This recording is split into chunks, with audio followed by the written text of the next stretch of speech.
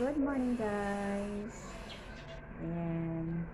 Andito na naman tayo sa ating episode ng breastfeeding. Ayan. Nagpapatulog ako ng baby.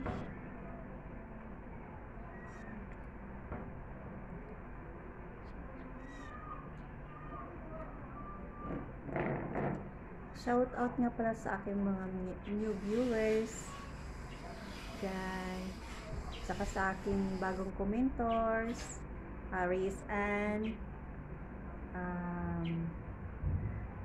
Mark McCoy. Sir Mark McCoy pala, ay yung request mo po na hand expression is gagawin ko siguro mga next week. Sobrang busy. Oo, gawa ng kambal ang baby ko, so konti lang yung oras ko, kaya ganun.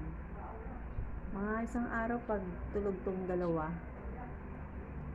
Ang nangyayari kasi pag tulog ito, gising ang isa, yun, kaya hindi makapag video kasi inaagaw ni baby ang cellphone.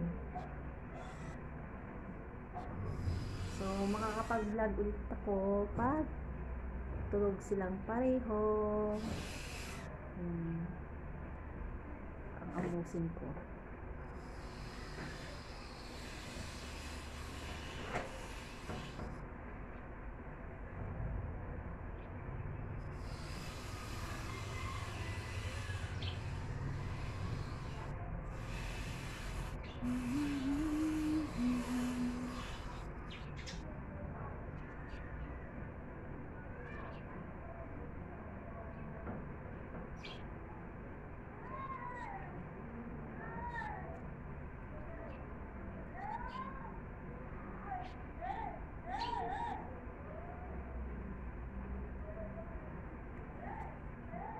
Si baby pala guys ay may ubod sipon.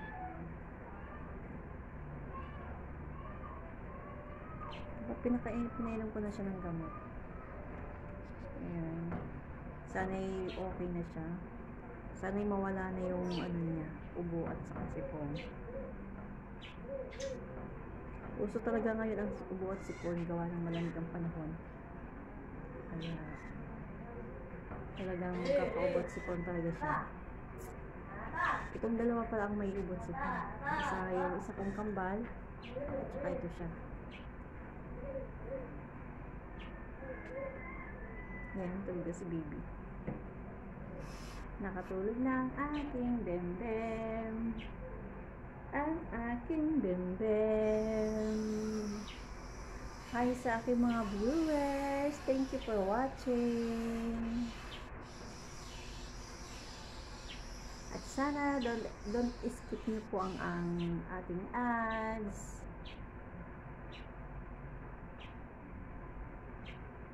Ayan. Ganito yung mga sinusuot ko, gawa ng nagpapasuso ako, so kailangan open para pag nilabas ko si Didi ay hindi ako mahirapan. Si suso pala.